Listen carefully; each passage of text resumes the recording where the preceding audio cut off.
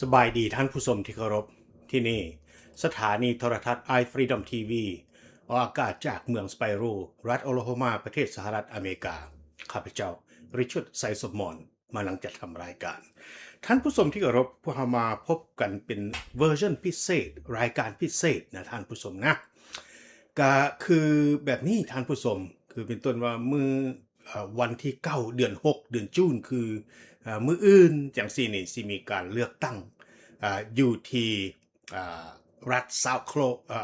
South Carolina นะท่านผู้ชมนะSouth Carolina นี้เพิ่นจะมีการเลือกตั้ง Governor เพิ่นภาษาลาวเขาเอิ้นว่าผู้ว่าการรัฐ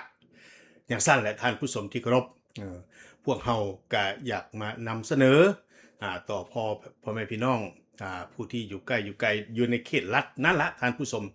อยู่ในรัฐ South Carolina นั่นแหละท่านผู้ชมก็ขอฝากท่านอาเลนวินสันนะท่านผู้ชมนะเพิ่นเป็นเพิ่นก็ลงสมัครเป็นGovernor ของรัฐ South Carolina นี้ท่านผู้ชม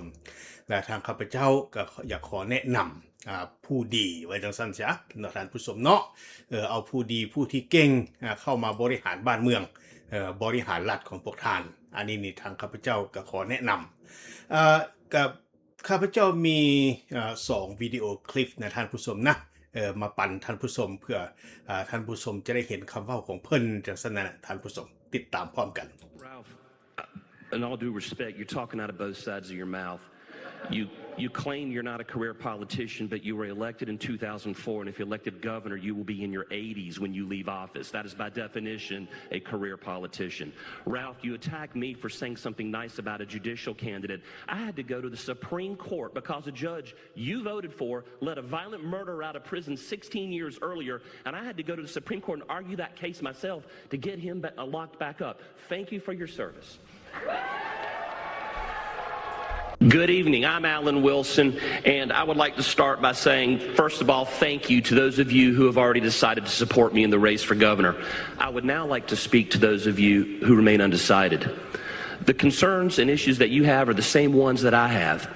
Issues like affordability, quality education, and safer communities. These are important to me. While some of my opponents have been out cutting ribbons and naming post offices, I have been fighting for you as a combat veteran, as a prosecutor, and as an attorney general. I'm the only person here who had the courage to stand up and support President Trump in court. I promise you, if you elect me governor, I will bring that same fight and that same spirit to the office of governor. Thank you. ท่านผู้ชมสิ่ง2วิดีโอคลิปสั้นๆทางข้าพเจ้าก็ได้เอามาต้อนมาฝาก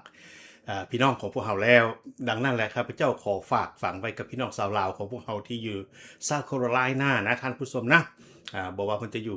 ใกล้อยู่ไกลพิเศษกับแถวสเปตเทนเบิร์กก็มีพี่น้องชาวลาวของพวกเราล่วงหลายภายมากอยู่ในนั้นแต่ก็อย่าลืมมื้ออื่นนะท่านผู้ชมนะมื้ออื่นเป็นมื้อเดือนเป็นมื้อวันที่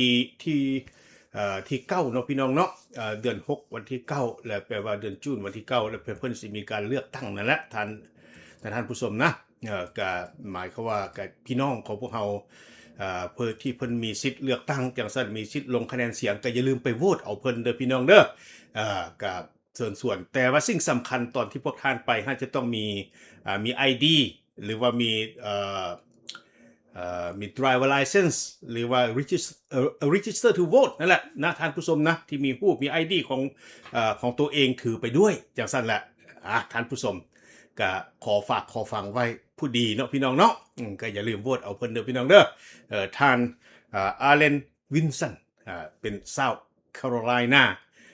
เพิ่นสมัครเข้ามาเป็น Governor ของ South Carolina ขอฝากกับพี่น้องชาวลาวขอขอบใจหลายๆท่านผู้ชมสบายดี